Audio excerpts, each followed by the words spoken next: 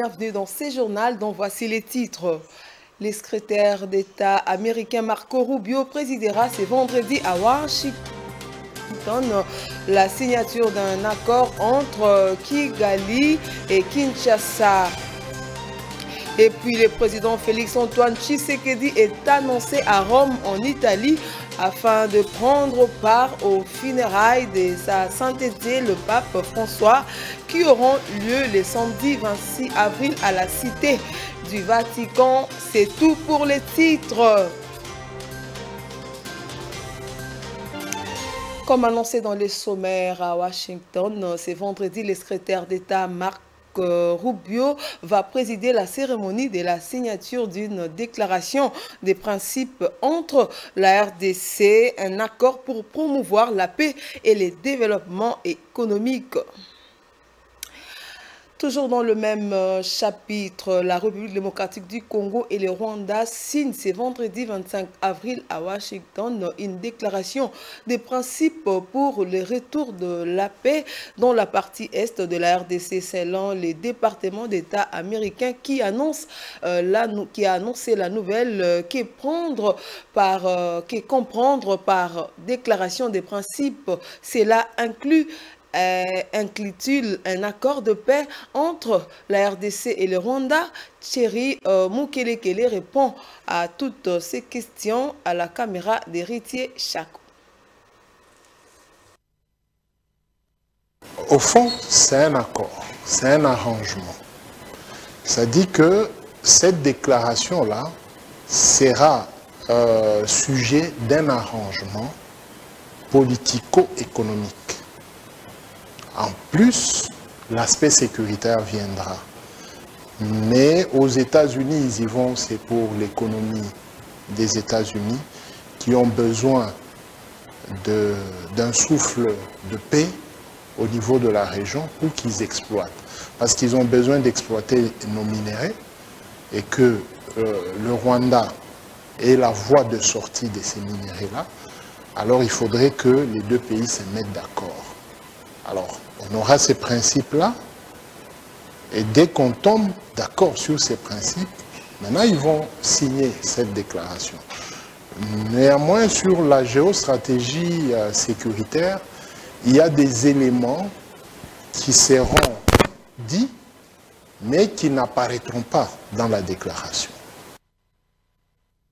La signature d'un accord entre Kigali et Kinshasa qui sera présidé toujours par Marco Rubio à Washington. Cette question suscite des réactions dans la classe politique. On note celle du professeur Joe Sekimonyo qui a réagi depuis Washington.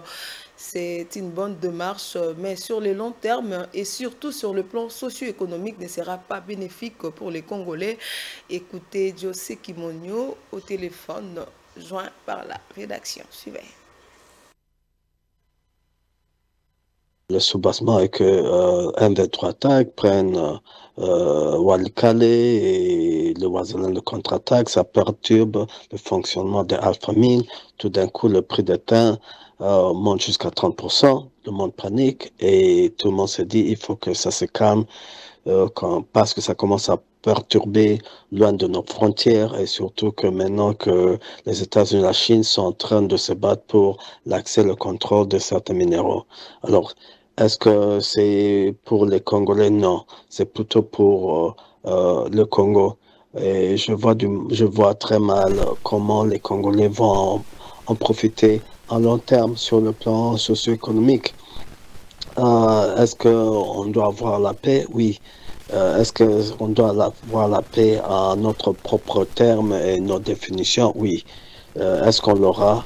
Non. Pourquoi maintenant les États-Unis s'empressent dans la danse et forcer que le Rwanda et la RDC se donnent la main? On doit regarder l'histoire du soubassement. M23DF prennent Walikale et le Ouazalendo, la FARDC contre-attaque, ça crée un désordre. Alpha Mines ne peut pas produire, ferme les portes, le prix de l'étain monte jusqu'à 30% et le monde panique. On envoie le beau-frère de de Trump, qui est un homme d'affaires de calmer les jeux, à gauche, à droite, mais le monde a compris que ça va prendre une petite bascule en RDC maintenant pour que tout explose. Pendant que les États-Unis et la Chine sont en train de se battre pour le contrôle du monde et surtout certains minéraux critiques. Registre, le chef de l'État Félix-Antoine Tshisekedi a présidé jeudi 24 avril 2025 la cérémonie marquant les lancements des travaux d'élaboration des nouvelles politiques salariales des agents publics de l'État. Cette réforme d'envergure placée sous les sceaux de la justice sociale et l'équité vise à en finir avec l'ère des traitements des irrégularités entre administrations jugées moins viables. Suivez. Après la publication fin septembre 2024 des annuaires alphabétiques et numériques des agents des services publics de l'État certifiés, identifiés et validés, le gouvernement de la République démocratique du Congo passe à une vitesse de plus dans la réforme du secteur public, visant à améliorer les conditions socio-professionnelles des agents publics de l'État. Le lancement de la nouvelle politique salariale des agents publics de l'État est une étape cruciale, jamais franchie dans l'histoire de la fonction publique congolaise. L'homme le plus heureux, Jean-Pierre Liao, vice-premier ministre, ministre de la fonction publique, qui salue surtout la volonté du président de la République Félix-Antoine Tshisekedi Tshilombo visant à redorer l'image des travailleurs congolais. Parmi ces réformes du garant de la nation, le vice-premier ministre de la fonction publique en veut pour preuve cette réforme au profit de la justice sociale, de la valorisation de nos fonctionnaires et de la modernisation de notre administration publique. Une réforme qui s'ajoute à la mise en place d'un annuaire numérique et alphabétique de tous les agents de la fonction publique avec au moins 174 000 agents fonctionnaires supplémentaires déjà mécanisés en l'espace de 3 ans. En effet, depuis plusieurs années, le secteur public est le théâtre des disparités salariales les plus flagrantes. En tant que vice-premier ministre en charge de la fonction publique, il m'incombe à cette occasion de donner une résonance profonde à ces diagnostics en éclairant davantage. Conscient des résistances auxquelles cette réforme pourrait se heurter, avec des intérêts particuliers et des réseaux ancrés dans le statu quo qui tenteront sans doute de... Le président, en bref, le président de la République Félix-Antoine Tshisekedi va effectuer un déplacement à Rome en Italie afin de prendre part aux funérailles de la sainteté le pape François qui auront lieu le samedi 26 avril 2025 à la Cité du Vatican. Par sa présence à ces funérailles officielles, le chef de l'État tient à rendre un dernier hommage au souverain pontife qui n'avait cessé de manifester sa sollicitude à l'endroit du peuple congolais à travers ses intentions de prière pour la paix.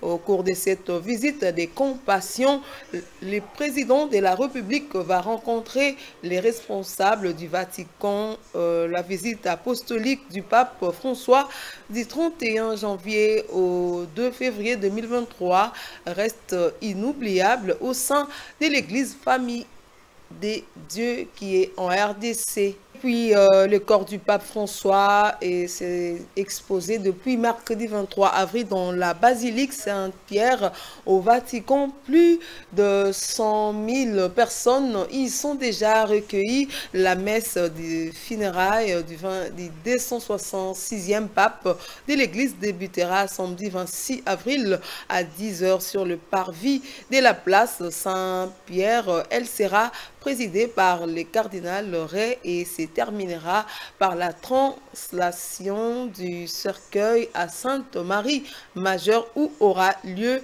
l'inhumation selon Vatican News.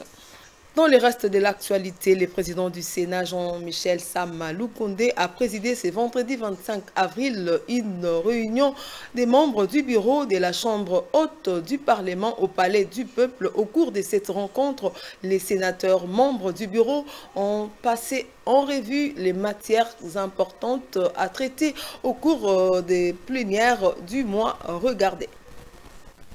Oui, effectivement, nous venons de sortir d'une réunion du bureau du Sénat. Et ce que l'opinion peut retenir d'important pour ces jours, c'est que nous avons eu cette réunion pour essayer de planifier les travaux en plénière pendant le mois qui va commencer, au fait le mois de mai. Et aussi d'essayer de voir comment est-ce que nous pouvons organiser aussi le suivi des travaux en commission. Et en ce qui concerne les travaux en Sénat, en plénière, effectivement, nous avons certaines questions de contrôle parlementaire et des questions législatives qui sont en suspens. Et nous avons voulu planifier pour y aller vite parce que nous ne voulons pas laisser du travail non accompli derrière nous. Et en ce qui concerne les travaux en commission, effectivement, il y a plusieurs commissions qui ont commencé à travailler et qui ont de la matière qui requiert en tout cas beaucoup de célérité, beaucoup d'activité. Et c'est pour ça que nous avons voulu planifier de manière à ce qu'il n'y ait pas trop de chevauchement et qu'il y ait un travail assez bien fait. Ça, c'était en tout cas le premier point à l'ordre du jour. Le deuxième point à l'ordre du jour, nous avions parlé aussi de certaines autres questions comme la validation des mandats. Parce que comme vous le savez, il y a eu 8 autres sénateurs qui ont été élus dernièrement, des 2 provinces où il n'y avait pas encore eu des élections. Et voilà, nous avons 8 sénateurs que nous devons recevoir qui vont continuer à siéger avec nous. Et donc, nous sommes en train de nous préparer à les recevoir pour qu'ils intègrent notre chambre haute comme ils devraient le faire. De l'Assemblée plénière du Forum des parlements de pays membres de la Conférence internationale sur la région des Grands Lacs qui se tient à Luanda, le pays membre de la CIRGL statuant sur la situation sécuritaire et humanitaire dans l'est de la RDC ont dans leur résolution condamné fermement les drames humanitaires que vit la population congolaise causés par les conflits armés qui ont entraîné de pertes en vies humaines et occasionné d'immenses souffrances ainsi que des déplacements internes massifs des Congolais et l'augmentation sensible des réfugiés.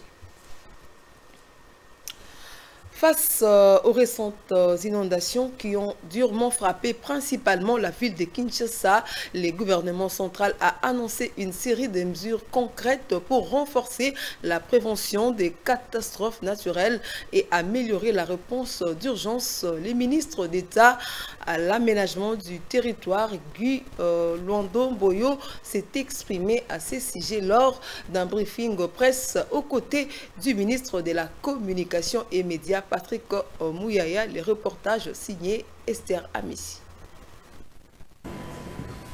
D'entrée de jeu, le ministre d'État, Guy Luando-Mboyo, a évoqué les actions entreprises par le gouvernement de la République face aux récentes inondations qui ont endeuillé certaines familles et fait des sans-abri. Notre gouvernement s'est immédiatement penché sur la question, commençant par la ville, puisque ça concerne d'abord la ville de Kinshasa, où nous habitons nous tous, mais également au niveau national.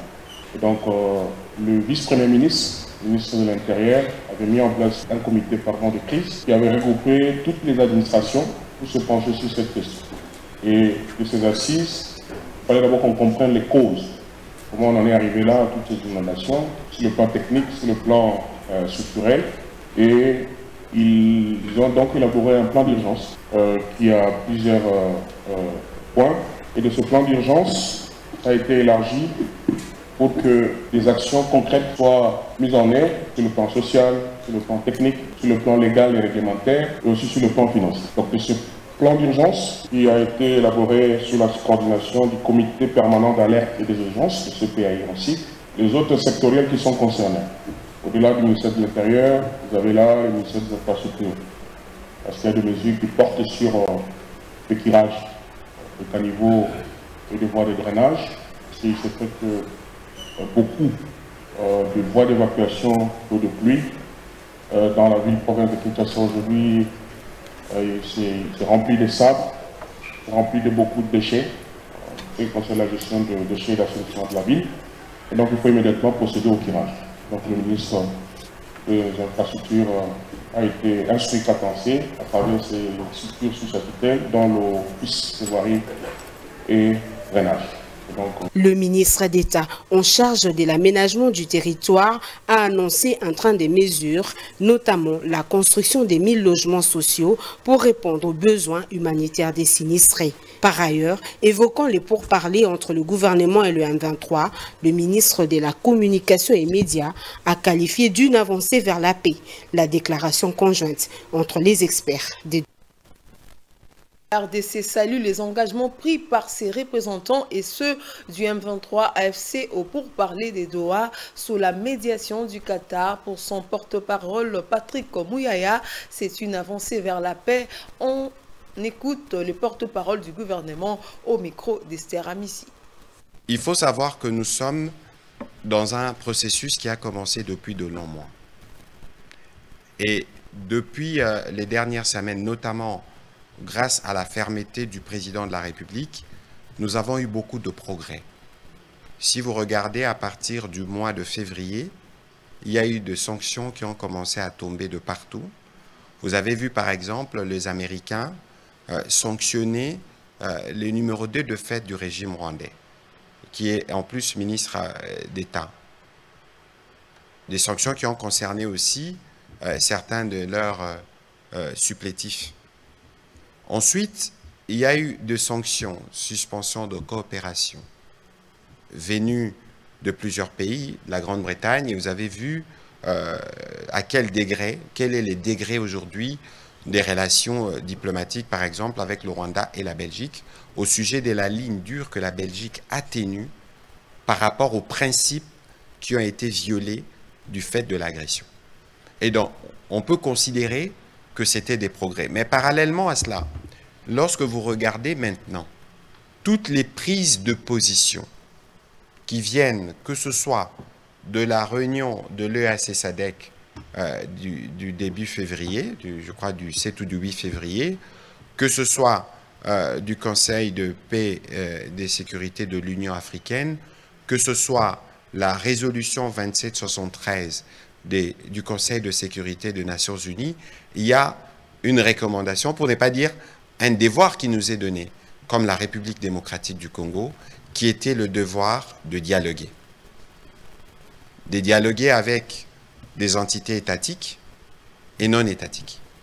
Et c'est dans ces cadres-là, pour répondre justement, pour faire notre part de responsabilité dans les efforts qui doivent nous conduire à la paix, que les présidents de la République avaient décidé, par exemple, autour à l'époque du président angolais, d'accepter des discussions directes. Nous connaissons les actes posés par les proxys. Nous les avons qualifiés parce que c'est à cela que ça ressemble. On ne peut pas voir du noir quand ce noir. Mais que par la suite, justement, parce que nous étions dans une forme, rappelez-vous, au 15 décembre de l'année dernière, nous étions à Luanda avec le président de la République pour la signature d'un accord avec le Rwanda. L'Union sacrée pour la nation vient de lancer pour une première fois dans l'histoire une télévision thématique. C'est l'une des initiatives du professeur André Mbata, secrétaire permanent de cette mouvance présidentielle. Cette cérémonie de lancement était organisée jeudi 24 avril à Kinshasa. Suivez le détail avec Chevalier Guess. Les membres de l'Union sacrée de la nation ont répondu présents à ces doubles événements, notamment le lancement de la télévision thématique de leur plateforme, puis de l'hymne de ces mouvements aux côtés du président de la République. À cette occasion, le professeur André Mbata appelle à l'unité. Tous unis comme un seul homme. Tous unis comme un seul homme, nous serons debout. Nous allons donc mettre fin à tous, affronter tous ces défis qui sont devant nous. Tous unis, nous mettrons fin à l'agression. Tous unis, nous allons créer la prospérité dans ce pays. Tous unis, nous allons bâtir un Congo puissant et prospère. Et imaginez-vous, rappelez Franck Fanon qui disait l'Afrique à la forme d'un revolver dont la gâchette est placée au Congo. Et cette gâchette, nous pourrons la plier et la faire fonctionner comme si nous sommes unis. Et pour le moment, unis derrière Félix-Antoine Tshisekedi Tshilombo, qui est notre président de la République. Fidèle à la vision d'émergence portée par le président de la République, Félix-Antoine Tshisekedi Tshilombo, le professeur André Mbata vient de franchir une nouvelle étape majeure qui n'est autre que la création de USEN TV, première chaîne de télévision entièrement dédiée à une plateforme politique en République démocratique du Congo. L'idée de la création d'une chaîne de télévision USEN TV a enchanté quelques personnalités et ont pris part à cette cérémonie, parmi lesquelles ne cesse de féliciter son initiateur, le professeur Mbata. Ils sont au micro des Chevaliers Case. C'est évident parce que nous attendions que nous ayons une chaîne pareille, parce que vous savez que au niveau de la politique, nous n'avons que des chaînes nationales, parce que ça c'est pour toute la population congolaise. Mais il faudrait qu'il y ait quand même une chaîne favorable pour la politique du chef de l'État. Et voilà, aujourd'hui nous avons notre chaîne, ça nous fait de la joie parce qu'aujourd'hui on peut passer à la télévision sans problème. Voilà, donc nous avons notre chaîne de l'Union Sacrée, que nous encourageons le secrétaire permanent, le professeur André Mbata. J'ai trouvé que c'est une très bonne idée et j'ai quelques suggestions à faire par rapport à la chaîne de télévision. Il faut que cette chaîne de télévision soit différente des autres. Il faudra vraiment y intégrer la jeunesse, le civisme, l'éducation de base, l'hygiène.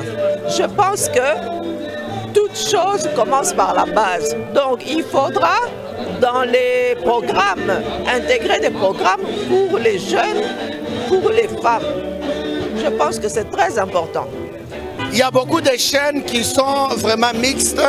Cette chaîne va nous aider à véhiculer les actions du chef de l'État, à véhiculer les œuvres du chef de l'État, pas seulement ici au Congo, ainsi que dans la diaspora. J'ai beaucoup aimé, il y a un slot où on peut avoir un app et on peut voir les informations du Congo. Nous, la diaspora, on fait beaucoup de manifestations, mais au Congo, la population au Congo ne sont pas au courant.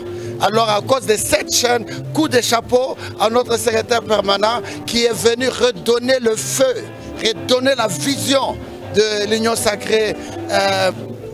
Personnellement, en tant que personnalité politique de l'Union Sacrée, mon cœur est inondé d'une joie immense parce que vous savez, l'Union Sacrée est la famille politique du président de la République, dont lui-même il est la haute autorité politique de cette famille. Donc, voir cette belle famille en train de progresser, en train d'émerger, ça pourrait être que ma joie. Donc aujourd'hui, c'est un grand jour, c'est un jour historique qui restera aggravé dans les annales de l'Union Sacrée. Vous savez, aujourd'hui, nous avons également notre hymne. Donc c'est ça qui fait que nous présentons nos sincères félicitations au secrétaire permanent de l'Union Sacrée, le professeur André Mbata Mangou. Nous tenons à féliciter le secrétaire permanent de l'Union Sacrée, le professeur André Mbata Mangou, que j'aime bien affectivement appeler le gardien du temple. Vous savez que la politique, c'est un jet d'action, c'est un jet de mouvement. Et la vision ou l'engagement qu'il a reçu de la haute autorité politique de la plateforme Union Sacrée de la Nation, ça a été une ligne de conduite assez claire. Et là, le professeur Mbata, à ce jour, vient de montrer ses capacités, vient de mettre sur la place publique la volonté du chef de l'État, qui est... 3 ans jour pour jour depuis que l'Alliance pour les changements a vu les jours, les partis chers à l'honorable Jean-Marc Kabonde a célébré jeudi 24 avril son 3e anniversaire en son siège à Limete. Parmi les invités, son allié Mathieu Louboya du parti Conscience Nationale Abi Iloumou pour les comptes rendus. Accompagné par la foule immense, flottant les drapeaux et les insultes du parti, le président de Conscience Nationale Mathieu Luboya a marqué sa présence à cet événement, enregistré les jours anniversaires du lancement du multipartisme en RDC, alors zaïre par le maréchal Mobutu.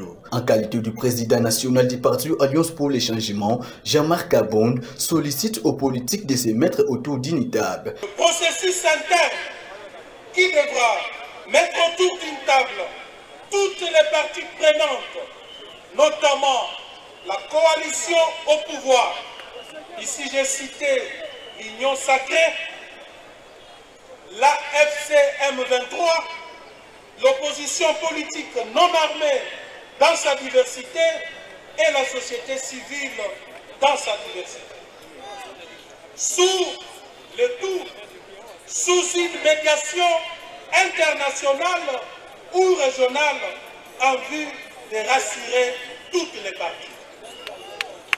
Un dialogue franc doit être engagé entre acteurs politiques congolais ci-dessus pour trouver un consensus national au sujet de plusieurs questions qui fâchent, entre autres la guerre de l'Est. Mathieu Luboya, quant à lui, salue les démarches de son allié et affirme l'échec des Doya. Encore du chemin à faire, donc le régime actuel n'est pas assez démocratique et un régime antidémocratique. Il était encore question de faire un bilan de la situation économique, de la situation sécuritaire. Comme vous pouvez le constater, tous les indicateurs sont au rouge. Mais également, il y a eu cette annonce, cette grande annonce, mais également c'était un grand discours pour étayer la vision que nous avons pour apporter notre changement dans la manière de gérer le pays. Mais également, je voudrais ajouter, c'était aussi l'occasion de tirer les oreilles au régime actuel pour dire nous n'allons pas accepter que les ressources du pays soient bradées au nom d'une soi-disant sécurisation. Nous avons également, à travers ce discours de l'honorable Jean-Marc Abond, dit aux Américains que le pays ne souffre pas de ces problèmes parce que nous manquons des moyens, parce qu'il y a véritablement un problème de gouvernance qui se pose. Pour moi, c'était un grand moment, un moment de fraternité politique avec les autres formations qui ont également été présentes, mais surtout l'occasion de dire à l'Alliance pour le changement qu'ils peuvent compter sur notre collaboration de la conscience nationale. Rappelons que Mathieu Luboya, président du parti Conscience Nationale, promet organiser dans les jours à venir la série d'activités en fait de redynamiser son parti. L'occasion de la 18e journée mondiale de la lutte contre les paludismes célébrée ce vendredi 25 avril 2025, les ministères de la prévention santé publique, de l'hygiène et de la prévention sociale, par la voix du docteur Romain Mouboya et représentant du ministre docteur Samuel Roger Kamba, a tenu à rappeler l'engagement ferme de la République démocratique du Congo dans l'élimination du paludisme à l'horizon 2030. Les explications d'Esther Amissi. Dans un discours prononcé devant le partenaire d'acteurs nationaux et internationaux, le partenaire technique et financier, le représentant du ministre a salué la vision et l'implication du chef de l'État, son Excellence Félix-Antoine Tshisekedi Tshilombo, pour son leadership dans le domaine de la santé et la lutte contre le paludisme, notamment à travers le soutien actif à la couverture sanitaire et universelle. Face aux défis persistants, notamment les déficits de financement, le gouvernement appelle à une mobilisation collective de ressources pour couvrir l'ensemble de 519 zones de santé de la RDC, en mettant l'accent sur les 78 zones les plus vulnérables. Le ministre, à travers son représentant, a réitéré la gratitude de la République. Le ministre, à travers son représentant, a réitéré la gratitude de la République à travers le partenaire nationaux et internationaux et a salué l'engagement sans faille de professionnels de santé dans cette lutte quotidienne. Journal pour terminé, décès du professeur et écrivain congolais Valentin Yves Moudimbe Mvumbioka le 22 avril dernier aux États-Unis. Une perte pour la littérature et la philosophie, un savant oublié par son propre pays selon les professeurs Dr Keren Tanda, lauréat du Grand Prix congolais du livre édition 2021. On l'écoute au micro de Abi. Yves Moudimbe Vumbi Yoka est un grand écrivain congolais, un grand scientifique qui a choisi de vivre en exil à cause du comportement du régime politique congolais par rapport aux scientifiques en général, par rapport aux écrivains en général, par rapport à lui. Il a été obligé d'aller en exil pendant le règne du régime Mobutu. Et Yves Mudimbe Vumbi Yoka, un grand professeur qui a été reconnu de par le monde entier, un vrai savant, mais qui a toujours été oublié par son propre pays.